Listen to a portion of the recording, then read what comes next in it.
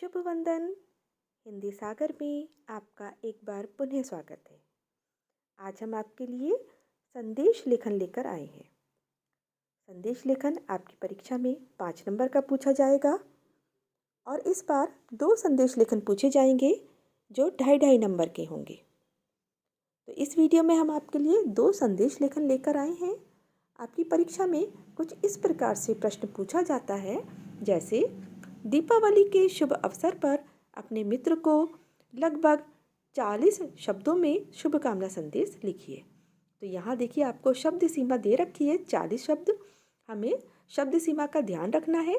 ये 35 और 45 तो हो सकती है, लेकिन बहुत ज़्यादा अंतर नहीं आना चाहिए। तो किस प्रकार से लिखेंगे? सबसे पहले हम एक बाउंड्री बना लेते हैं, एक बॉक्स बना लेंगे और फिर उसके अंदर ही लिखेंगे। तो ये शुभकामना संदेश है, इसलिए हम ऊपर शुभकामना संदेश डाल देते हैं। आप इसे थोड़ा सा मोटा मोटा लिख सकते हैं, स्केच पेन का इस्तेमाल कर सकते हैं, लेकिन आपको लिखना ब्लू पेन से ही है, नीली इंक का ही इस्तेमाल करना है। फिर हम उसके नीचे लिखेंगे दिनांक, और दिनांक डालते समय ये ध्यान रखेंगे कि महीने का नाम पूरा लिखना है। जैसे हमने यहाँ लिखा है 12 मई 2022।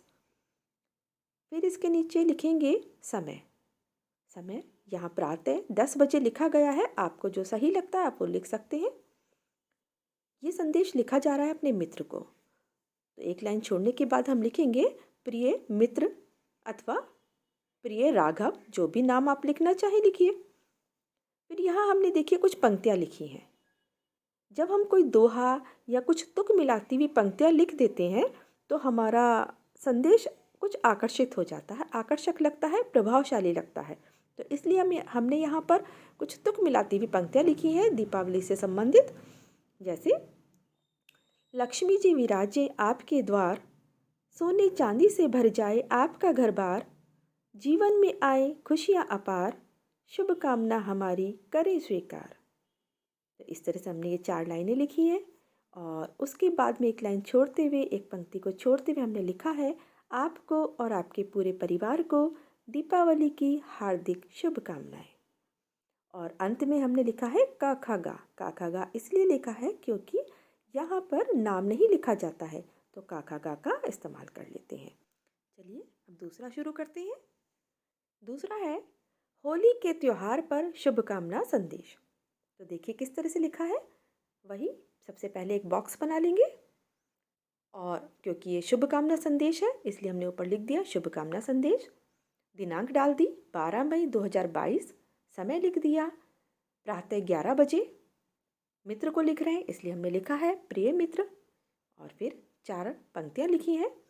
राधा का रंग और कान्हा की पिचकारी, प्यार के रंग से रंग दो दुनिया सारी, यह रंग न जाने कोई जात न कोई बोली, मुबारक हो आपको रंगों भरी होली। फिर लिखा है आप सभी को होली की अनंत शुभकामनाएं।